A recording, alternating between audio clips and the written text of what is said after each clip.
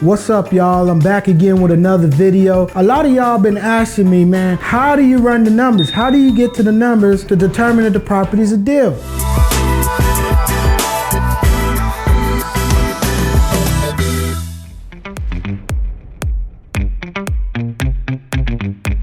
So we're just gonna go through it really quickly so I can show you exactly how I run my numbers. Keep in mind, these are quick napkin numbers, what I call napkin numbers. And the reason I call it napkin numbers is because these are just quick numbers where it's quick on the fly. Somebody call you about a deal, you run it real quick to even determine if you should even jump in your car and go look at this deal or have somebody on your team go look at this property. You know, once you realize it's a deal, then you'll take a deep dive. That's when I utilize different software and programs and stuff that I have. And then I go ahead and take a deep dive into that deal and just make sure that the deal is a deal and seeing what my return is on my investment. So first things first, when you got a property in front of you on your desk, first thing you need to know is the ARV. ARV stands for the after repair value. That is the comps of what that property should sell for once it's all fixed up. Now I'm gonna give you guys a quick secret, right? Secret.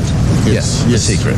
I'm a licensed agent here in California. The very first brokerage I worked for, I'm not actually gonna mention the name, they're a very big brokerage, which means they got big lawyers in their back pockets and I don't need no smoke with them, right? They were the first brokerage I worked for, and my mentor took me under her wing and she showed me how you can manipulate comps. So when you're negotiating to get the price down for your buyers, you could show them how the property's not worth as much as they say it is. So you could pull what's called the low comps. Then when you need the property to look like it's worth a lot of money, then, you know, maybe for somebody to submit a higher offer, you could show your client how this property's worth a lot of money by pulling the high comps. So be very careful when you ask agents to give you comps, okay? Because a lot of them is full of you know what. So I love agents, I'm an agent. However, there's a lot of people in this industry that are jackasses and scumbags, so be careful of that. Be careful.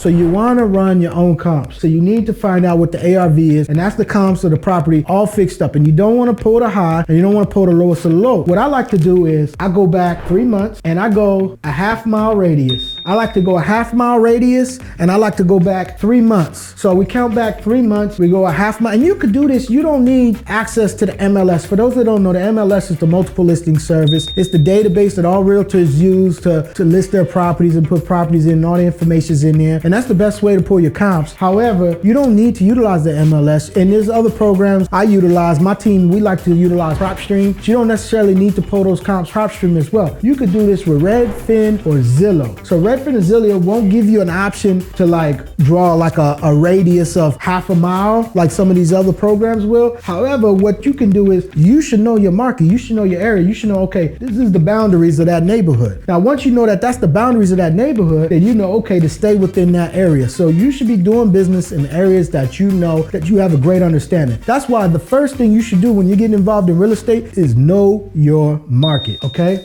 Here's the thing, 3 months, half-mile radius, plus or minus 10% of the square footage. That's what I like to do. Unless the property's under 1,000 square feet. If it's 900 square feet, if it's 800 square feet, do not comp a property over 1,000 square feet. I've had issues with that. Your property might be 950 and you might pull all your comps that are 1,100 square feet. You're not gonna get the same price as those 1,100 square foot house, okay? So once you get your list of house, so you go back, then you compile your list, a list of properties will pop right up. What you're gonna go ahead and do is click on them. Look at the pictures, especially if you're using Redfin and Zillow, click on them, look at the pictures, see what the pictures look like of the inside of the property. Was that property renovated? Does it have a brand new kitchen, brand new floors, countertops, all that good stuff, new paint, nice landscape? Does it look like, man, I wanna live here? Or does it look dusty, raggedy, the floors are buckled, the kitchen look, ugh, you know what I mean? Like if you move the stove, like rats and roaches will pop out, things like that. Those properties that look like that, you wanna eliminate those because those are not your after repair value comps. Those are fixer-uppers. However, all the properties that look like they've been fully remodeled, those are what you wanna use for your comps. And you want at least 3 comps, right? You wanna get as many comps as you can so you can find out the average, but you want a minimum of at least 3 comps, right? Say you got one for 700,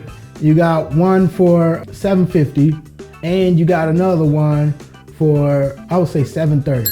What you wanna do is, you wanna go ahead and you wanna average these out, right? And that's what your ARV is, right? You looked at the pictures, they look renovated, they're not on the high end, they're not all the way on the low end like fixer-upper type properties, but they're right in that sweet spot of renovated properties. So you wanna go ahead and take $700,000, and then you wanna add $750,000, which was the other comp, plus $730,000. That equals 2.18. Now you wanna divide that by 3 so you can get the average. Now your average is $726,000. That's your ARV. Now what you also want to do is find out your price per square foot. This is how you double back on your numbers, make sure your numbers are working. If it is 1,500 square feet, right? Put 1,500 right here. So you'll take that 726 and divide it by 1,500, which gives you a price per square foot of $484 per square foot. Some of y'all in the Midwest and the South is like, God dang, this is some expensive property. Man, in California, in certain areas of California, this is a starter home, man. You know, so $484 is your price per square foot. That's good to know too. And these are your after repair values, right?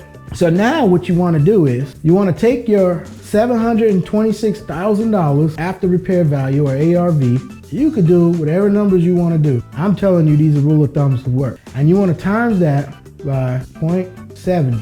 And I'm explaining why in a second. 508, 200,000. It's not what you're going to pay. Let me break it down in a second. Why 70%, right? So you're pretty much buying on 70 cents on the dollar minus repairs.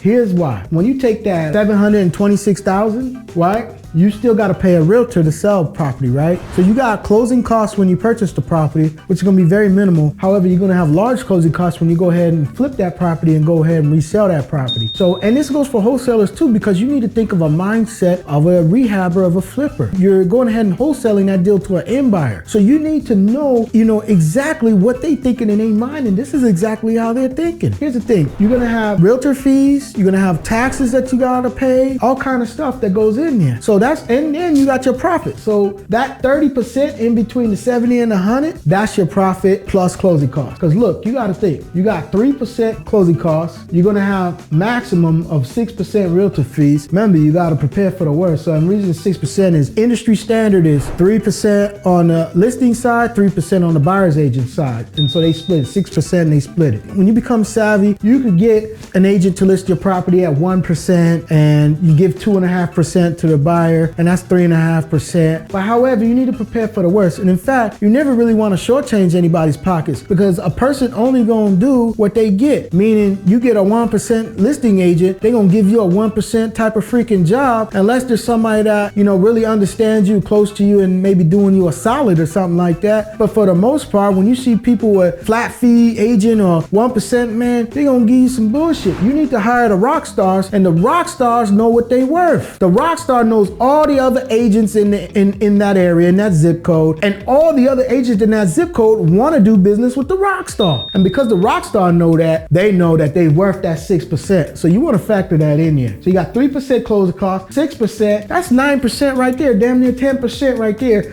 gone. The rest is your profit. That's your profit margin. So that's how we get to the 508 too. Now you need to factor in your repairs. Now, depending on where you're at in the nation and in the country, repairs are at all different prices because of the cost of labor and the cost of materials too. But more importantly, the labor changes from city to city, state to state. So depending on where you're at. So for example, here in California, price to get a cosmetic rehab done could go anywhere between $50 a square foot all the way up to $90 a square foot, depending on what the finishes are. Versus if I do that in a whole nother area, that price could drop down to $25 a square foot. You know what I'm saying? So it just depends on what area you're in. So you need to know your market. You need to know what contractors are charging and how much all of these things cost. In fact, I have a course that's teaching all of that. Reach out to my team if you'd like to learn more about that. And I teach you how to find these people in all the different markets. So you need to manage your repairs. So say you go in there with your contractor. Your contractor's like, look, I could get this done